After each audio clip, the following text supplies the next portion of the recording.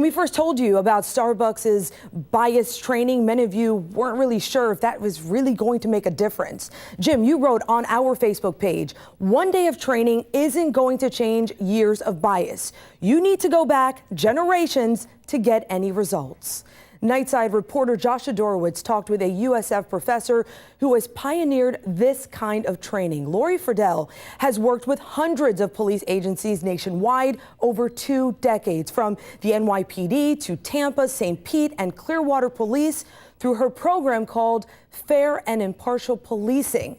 She explained how the Starbucks training might work. Well, first you have got to know the difference between explicit bias, outright racism, and implicit bias, which is a lot more common. It's the stereotypes we might make, the attitudes we might have, maybe without even realizing. If you ask someone if they have biases, they will say yes, but they're not necessarily cognizant of the fact that they link various groups to stereotypes associated with their groups. This can happen at the first glance of a person that you don't know. And those associations that you make between that person and the group that they're in can impact your perceptions of the person and even impact on your behavior, possibly producing discriminatory behavior.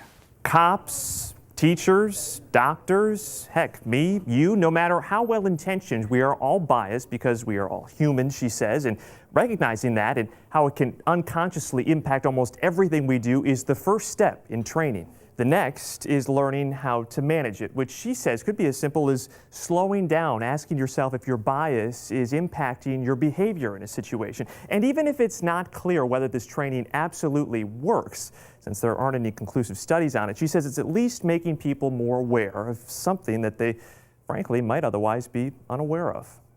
I'm Josh Adorowitz, 10 News.